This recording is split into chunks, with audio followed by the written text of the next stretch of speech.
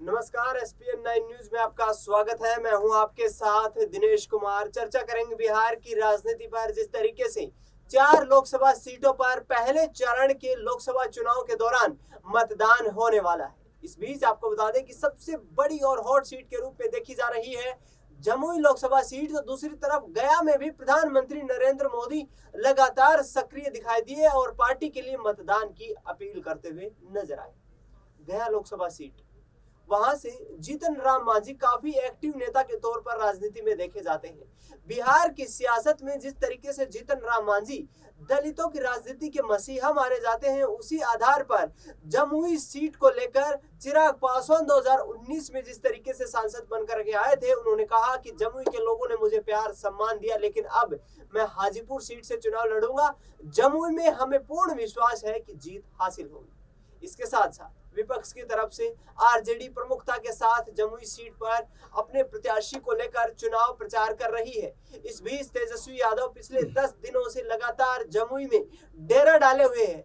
उन्होंने जिस तरीके से एक जनसभा को संबोधित किया और उसके दौरान चिराग पासवान की मां को लेकर कुछ लोगों ने विवादित बयान दिए। इस टिप्पणी के बाद ये वीडियो सोशल मीडिया पर वायरल हुआ और उसके बाद भारतीय जनता पार्टी और जेडीयू ने आरजेडी को घेरना शुरू कर दिया। इस पर तेजस्वी यादव की तरफ से कहा गया है कि भीड़ अनियंत्रित थी। जिला प्रशासन और चुनाव के तमाम अधिकारी उस भीड़ को नियंत्रण में लाने में नाकाम रहे। स्टेज के नीचे ये पूरा घटनाक्रम घटित हुआ है और ऐसे में हम पूरे इस घटनाक्रम की निंदा करते हैं। इस पूरे मुद्दे पर चर्चा करेंगे। मेरे वरिष्ठ सहयोगी अमन जी मेरे साथ मौजूद है। अमन जी, बहुत बहुत स्वागत है। जमुई में जिस तरीके से तेजस्वी यादव की मौजूदगी में उनकी जनसभा में चिराग पासवान की माता को लेकर जो विवादित टिप्पणी की गई, अमन जी किस तरीके से देखते हैं? एक तरफ आरजेडी कह रही है कि ये पूरा मामला भारतीय जनता पार्टी और जेडीयू की तरफ से करवाया गया है क्योंकि इसका चुनावी लाभ उठाना चाहते हैं। देखिए बिल्कुल दिनेश जी, और जिस तरह की शब्दों का प्रयोग किया गया है वो बेहद गलत है। कभी भी ऐसे शब्दों का इस्तेमाल नहीं किया जाना चाहिए। लेकिन क्या इसके लिए सीधे तौर पर तेजस्वी जिम्मेवार हैं? क्या उनके कहने पर एक गाली दी गई या दिलवाई गई? तो ऐसे कई तरह के सवाल उठते हुए नजर आ रहे हैं। देखिए बीजेपी जिस तरह से और आरजेडी यहाँ पर लगातार कॉम्पिटिशन में है, यानी एनडीए और इंडिया गठबंधन जिस तरह से यहाँ पे कॉम्पिटिशन में है, उसमें जाहिर बात है कि कई बार उत्तेजना की जो सीमा है वो हद से पार निकल जाती है या हदें लांघ देती है। इसी का नतीजा है कि इस तरह के शब्दों का आना। और देखिए किसी भी पार्टी का हो, किसी भी दल का नेता हो, इस तरह की भाषा का इस्तेमाल किसी को भी शोभा नहीं देता और नहीं करना चाहिए। इस पर तेजस्वी ने भी बयान दिया है, चिराग का भी बयान आया। और देखिए बयानबाजी का कहने का मतलब यही है कि तेजस्वी को भी अफसोस कहीं ना कहीं है, क्योंकि उन्होंने ये कहा है कि मेरे कहने पर नहीं या मेरे जो है कह सकते हैं कि पार्टी के लोगों के द्वारा नहीं, बल्कि अनियंत्रित भीड़ जो है, बेकाबू भीड़ जो है, उसमें अगर किसी शख्स ने इस तरह की बात कही है तो वो गलत है और मैं इसका कभी भी समर्थन नहीं करता। वहीं चिराग पासवान कहते हैं कि भाई अगर ये तेजस्वी के लिए भी कहा गया होता तो उनको दुख होता। तो ऐसे में अब इसको लेकर सियासी जो माहौल है दिनेश जी, वो कह सकते हैं बिहार में बनता हुआ नजर आ रहा है, क्योंकि कल इलेक्शन है तो सब लोग जो है इसका लाभ उठाना चाहते हैं। जमुई में आप देखें जो चिराग पासवान की जमीन थी, चिराग पासवान ने यहाँ पर एक तरीके से कहें कि 2 बार सांसद के तौर पर काम किया है, 2 बार सांसद चुने गए, लेकिन इस बार वो हाजीपुर पहुंच गए। तो ऐसे में उनके ऊपर भारी दबाव है कि क्या इस सीट पे उनके प्रत्याशी की जीत हो पाती है, क्योंकि जवाबदेही 10 सालों की चिराग पासवान के ऊपर थी। उनको बताना था कि इस तरह का काम क्षेत्र में किया है, लेकिन वो बताने से पहले हाजीपुर चले गए। तो यहाँ पर उनके लिए मुश्किलें हैं। और यही बात है कि तेजस्वी यादव और मुकेश सहनी ने भी कहें तो जमुई क्षेत्र के अंदर ताबड़तोड़ प्रचार प्रसार किया है। और ऐसी स्थिति बन रही है कि यहाँ पर पूरी तरह से आरजेडी यहाँ पर फाइट में दिखाई दे रही है, क्योंकि जिस तरह से उनके प्रत्याशी यहाँ पर हल्ला बोलते हुए दिखाई पड़ते हैं, जमुई की खासकर बात करते हैं, उसमें कहीं ना कहीं जो चिराग पासवान के यहाँ से नेता है, खासकर उनके बहनोई है अरुण भारती, वो भी कहने के दबाव में महसूस अपने आप को कर रहे हैं। और ऐसे में कल चूंकि चुनाव है, तो ऐसे में जो पॉलिटिकल माइलेज है वो लेने का फिराक कहीं ना कहीं एनडीए पार्टी करती हुई दिखाई पड़ रही है। बिल्कुल, यहाँ पर कहीं ना कहीं एनडीए के खेमे में इस मुद्दे को इस तरीके से उठाया जा रहा है जिससे कि आरजेडी को बैकफुट पर लाया जा सके। इसके साथ साथ अमन जी, जिस तरीके से गया में भी लोकसभा का चुनाव है, जीतन राम मांझी मजबूत नेता के तौर पर जाने जाते रहे हैं। सरकार बनाने में भी उन्होंने भारतीय जनता पार्टी की यहाँ पर मदद की है।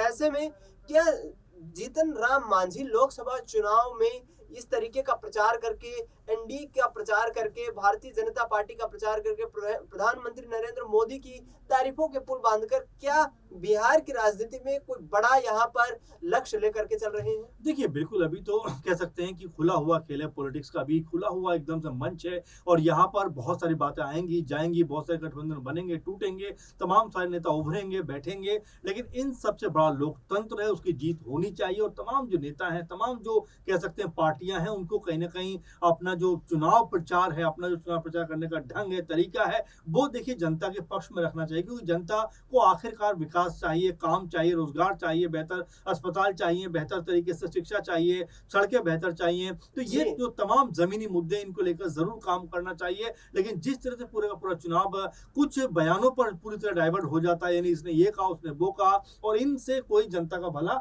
नहीं होने वाला है क्योंकि कई बार जो पॉलिटिकली लोग हैं, वो कहीं न कहीं अपना जो कह सकते हैं बयान है या जो अपनी नज़र है, वो जो विकास के मुद्दे उनसे हटा लेते हैं। ऐसे में बिहार का चुनाव बहुत इम्पोर्टेंट होने वाला है चिराग पासवान के लिहाज से। उनको भी अपनी ज़ोर आज़माइश इस बार करनी है क्योंकि अगर आप देखेंगे उनके पिता के देहांत के बाद पहला इलेक्शन है जहाँ पर उनकी अगुवाई में उनकी पार्टी एक तरीके से लोकसभा चुनाव में उतरी है और 5 सीटों पर कह सकते हैं एलजेपीआर चुनाव लड़ती हुई नजर आ रही है। ऐसे में क्या चिराग पासवान खुद को साबित कर पाएंगे और क्या जो बीजेपी का वोट बैंक एक बार फिर से कह सकते हैं कि क्या चिराग पासवान के समर्थन में आगे बढ़ता हुआ दिखाई पड़ेगा, इसको देखना बहुत दिलचस्प होने वाला है क्योंकि बीते 3-4 साल लगभग चिराग पासवान को बीजेपी ने एकदम इग्नोर किया था, लेकिन जैसे चुनाव आए तो उनके चाचा को इग्नोर करके कहीं ना कहीं उनको 5 सीटें थमा दी। बिल्कुल, मैं इसी मुद्दे पर आने वाला था। पशुपति पारस को लेकर के आप जी। किस तरीके से देखते हैं? क्योंकि एनडीए गठबंधन से नाराज होते हैं, जी। वापसी करते हैं, जी। लेकिन किसी तरीके की कोई यहाँ जी। पर राजनीतिक लाभ नहीं मिल पाता है, फायदा नहीं मिल पाता जी। है और अब क्या मजबूरन उनको बीजेपी या फिर चिराग जी। पासवान का समर्थन करना पड़ देखिए, रहा है? बिल्कुल, बिल्कुल दिनेश जी आपने महत्वपूर्ण बात उठाई क्योंकि पशुपति पारस बड़े ताव में थे अगर जो कह सकते हैं कि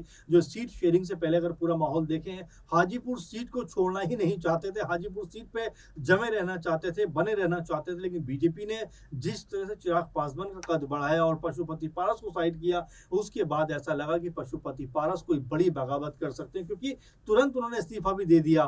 लेकिन जिस तरह से उसके बाद उनको होश आया कि अगर बीजेपी से वो अलग होते हैं तो कोई उनका वर्चस्व बचेगा नहीं, कोई उनकी ज़मीन जो सियासी है वो रह नहीं पाएगी, इसीलिए वापस जो है वो एनडीए खेमे में आ जाते हैं। कहते हैं कि भाई 40 की 40 सीटें जो है वो एनडीए को जिताना चाहते हैं, लेकिन हैरानी की बात यह है कि वो एक भी सीट पर चुनाव नहीं लड़ रहे हैं। तो आप समझ सकते हैं किस तरह से वो भी अब पॉलिटिकल फायदा लेने की कोशिश कर रहे हैं क्योंकि यहाँ तक खबरें हैं कि जो पशुपति पारस हैं, हो सकता है कि उनको राज्यपाल बनाकर कहीं बैठा दिया जाए। इस तरह की तमाम सारी बातें हैं, तो यही सब जो चीज़ चल रही है बिहार के अंदर पशुपति पारस को लेकर कि किस तरह से वो जो फ़ायदा उठाने के लिए इस तरह के चीज़ों को लेकर काम कर रहे हैं क्योंकि पहले भी उन्होंने अपनी पार्टी को 2 हिस्सों में बाँट दिया। अब जब उनकी दाल नहीं गल रही है, तो कहीं न कहीं वो बीजेपी का साथ लेकर कोई ना कोई पद पर बैठना चाहते हैं ताकि उनका जो पॉलिटिकल एक कह सकते हैं इन्वॉल्वमेंट है, वो बना रहे। बिल्कुल, कहीं न कहीं राजनीतिक मौजूदगी दिखाना चाहते हैं और ऐसे में उन्होंने फैसला किया है कि एक बार फिर से एनडीए में ही कहीं न कहीं आने वाले वक्त में उनका भविष्य नज़र आता है। अमन जी, आपने तमाम जानकारी साझा की, आपका बहुत-बहुत शुक्रिया। देश दुनिया की तमाम बड़ी खबरों के लिए आप देखते रहिए एसपी 9 न्यूज़।